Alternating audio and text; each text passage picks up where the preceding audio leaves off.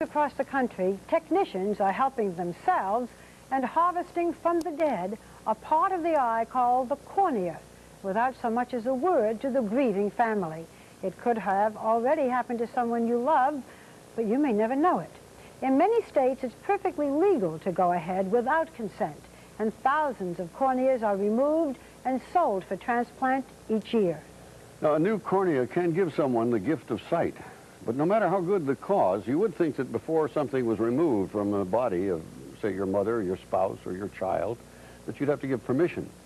Tonight, we welcome Connie Chung to 2020 with this important report.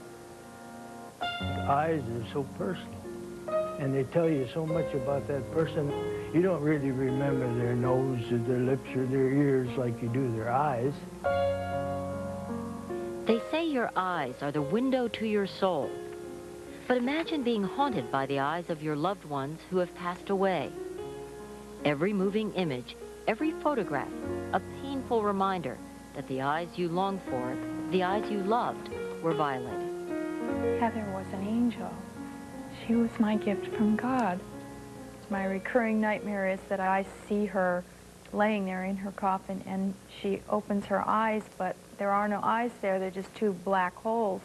How can she enjoy heaven and see all the beautiful sights and wonders if she has no eyes?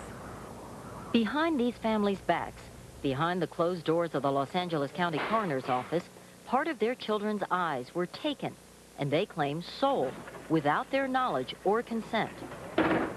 What is it that bothers you the most, that angers you the most about this entire situation? They know darn well that it was immoral to do that. There's such a feeling of violation. They had no right to take that part from my son, from my baby. This is what was taken, a human cornea, a crystal-thin dome about the size of a contact lens. When transplanted, this fragile tissue can give the gift of sight. But few people realize that thousands of corneas are taken every year without anyone contacting the next of kin, without anyone ever asking for permission, for consent. This family didn't find out until 4 years after their loved one died. No one had asked me, and I felt like they had stolen something from me.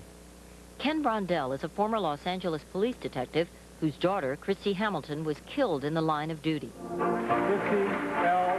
Hamilton. Hamilton, at 45, had just become the oldest rookie to graduate from the Los Angeles Police Academy. No, one emergency, 6-6. 4 days later, she was gunned down by an assassin's bullet as she responded to a 911 call. Christy Lynn Hamilton was shot and killed in the Despite the president's mention of her death, despite her hero's funeral, Christy Hamilton's corneas, just like thousands of others, were taken at the coroner's office without even a phone call to her family. It was almost as though, having given her life, it wasn't enough. They took a little bit more. Ken Brondell Jr. is Christy's older brother.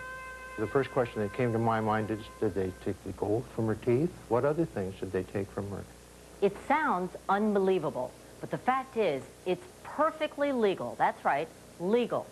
If someone you love is involved in a fatal accident or dies suddenly, beware.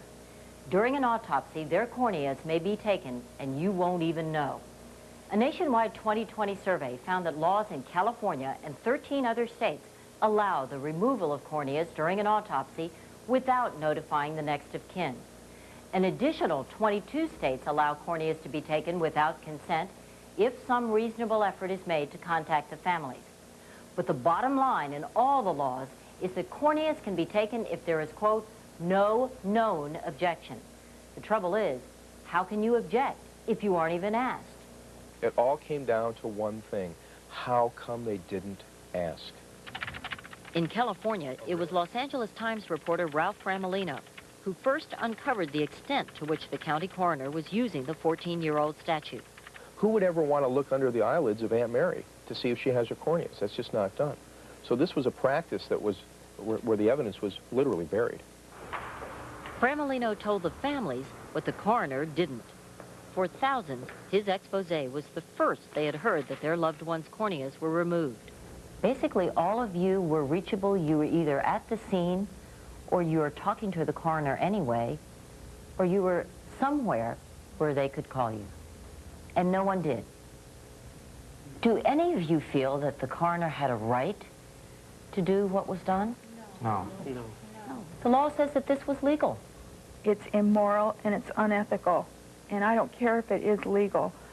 I think they went about it surreptitiously, and I think they looked for a loophole.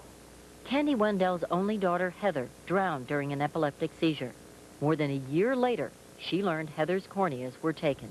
That was part of her, and they took a part of her that I grew inside my body, and they sold it to somebody. I don't know how they sleep at night. I don't have any trouble sleeping at night. Los Angeles County Coroner Anthony Hernandez says he was just following the law. You have to presume that when the state legislature puts something into law and has public hearings, that the public is behind what the state legislature is imposing. Oh, but you know that's not true, well, necessarily, that everyone either agrees with it or knows about it. See, the thing is that you have to look at the intent.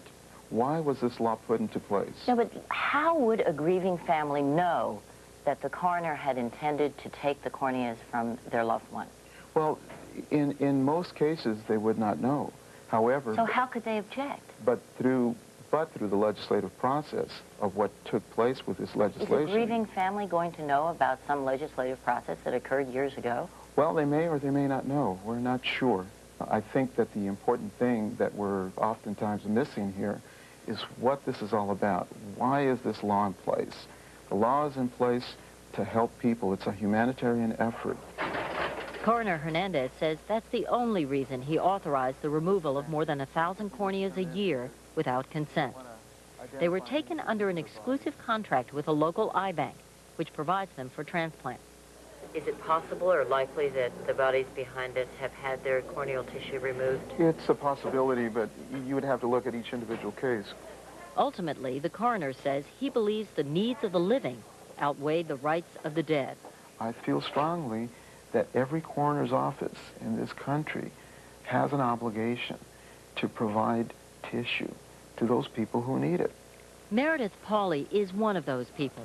10 years ago, a cornea transplant changed her life.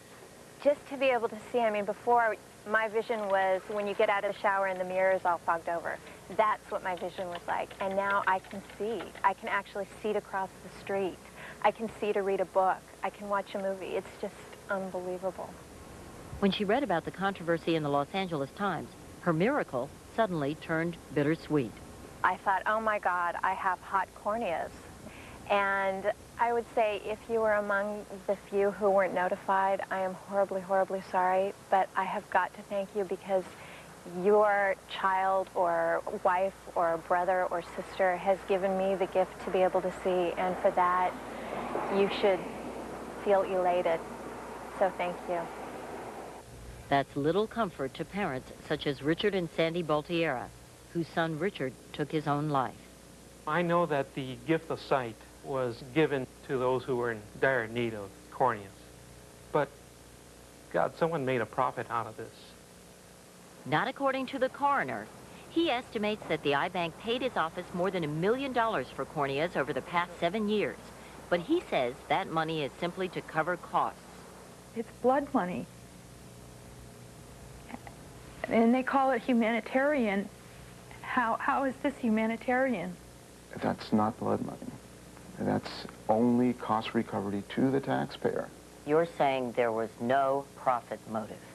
Absolutely not. And we have all the accounting records to prove that. But Pam Aker, a veteran investigator still on staff at the coroner's office, says Coroner Hernandez gave her specific instructions not to ask the families. The coroner denies that. Aker claims money had to be the reason why Hernandez didn't want the families to know. My thought was the fact that we were getting money was more important than whether or not families objected. You felt that money was driving this? Yeah. Money that was going to the Los Angeles County Coroner's Office? Definitely. Otherwise, there'd be no reason to care whether or not they objected if it wasn't the dollars coming in from it. Here's how it works.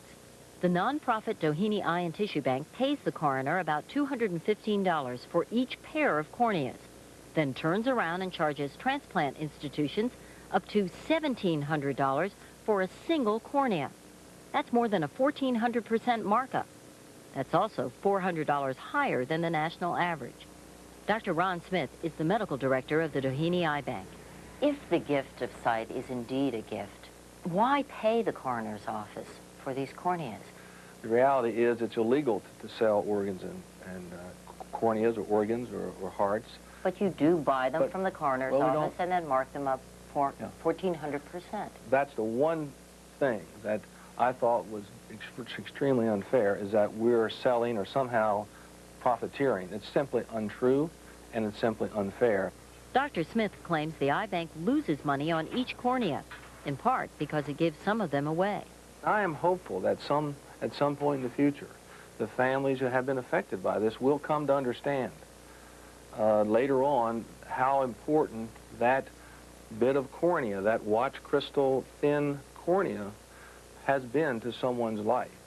But the families say that doesn't make it right.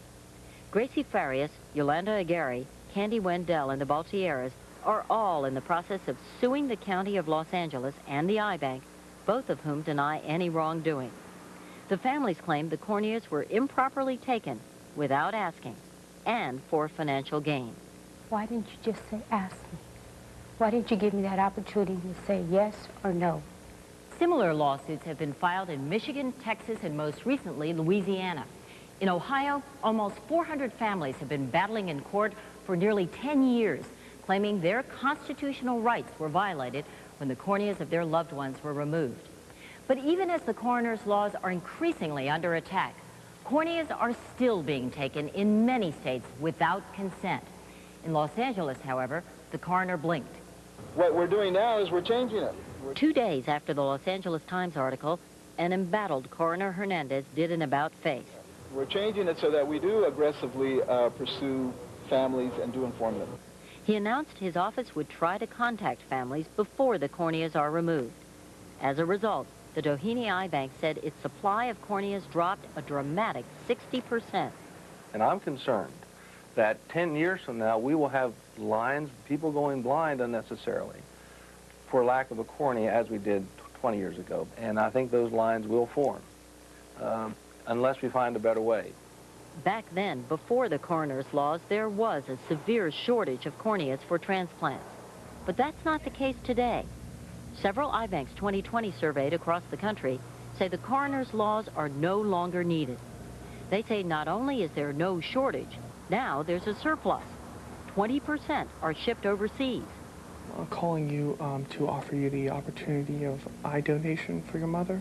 Today, many eye bank professionals say you can get all the corneas you need simply by educating people and by asking. I'd like to thank you for your generosity. Christy Hamilton's relatives say they would have gladly donated her corneas, if only they had been asked. They just felt her final gift should be recognized. When you give someone a gift as precious as sight, isn't good manners appropriate, and wouldn't it dictate that you at least receive an acknowledgement and appreciation? Because I would have gotten great comfort out of that. Okay, and again, welcome, Connie, to 2020. Thank you, Hugh. Connie, you know that I'm with an advisory group for the Wilmer Eye Institute in Baltimore, and there's still a concern that changes in the law in these states could cause an increase of preventable blindness due to a cornea shortage. I understand, though, that a fairly high percentage of people, when asked, do consent to the donation. That's right. The largest eye bank in the country, the Lions Eye Bank in Tampa, says up to 70% of people who are asked say yes. And many of the eye banks say that they do ask. But there's a lot of controversy within the eye bank community itself. In 2 weeks, the Eye Bank Association of America is going to hold a meeting to discuss the ethical implications. But here, the main thing to know is that it doesn't matter where you live, it matters where you die. As to when these are used, right? How many eye banks use the law? Many of them do not use it, even if there is one in the state. They say that they still ask. Well, thank you, Connie. Barbara. Welcome. Thank you. Next.